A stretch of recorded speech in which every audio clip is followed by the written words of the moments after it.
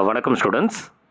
இந்த கெமிஸ்ட்ரியில் 12th கெமிஸ்ட்ரியில் இந்த ஒரு கொஸ்டின் நம்ம எதிர்பார்க்கலாம் பப்ளிக்கில்.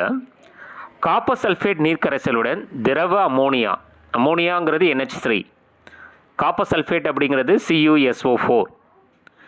அப்போ காப்பர் சல்ஃபேட் நீர்க்கரைசலுடன் திரவ அமோனியா சேர்ப்பதால் உருவாகும் அணைவு அயனி யாது கேட்பாங்க. 1 மார்க்கில் கேட்கலாம், இல்லை 2 மார்க்கில் கேட்கலாம்.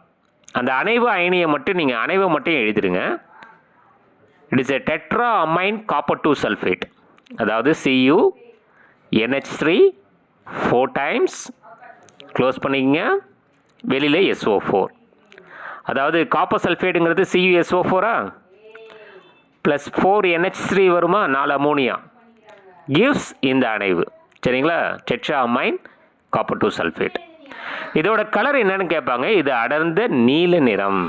இந்த நிறம் வந்து பார்த்தீங்கன்னா அடர்ந்த நீல நிறம். அப்போ காப்பர் சல்ஃபேட் நீர்க்கரைசலுடன் திரவ அமோனியா சேர்ப்பதால் உருவாகும் அணைவு அயனி யாது அப்படின்னு கேட்டாங்கன்னா டெட்ரா அமைன் காப்பர் 2 சல்ஃபேட். ஓகேங்களா?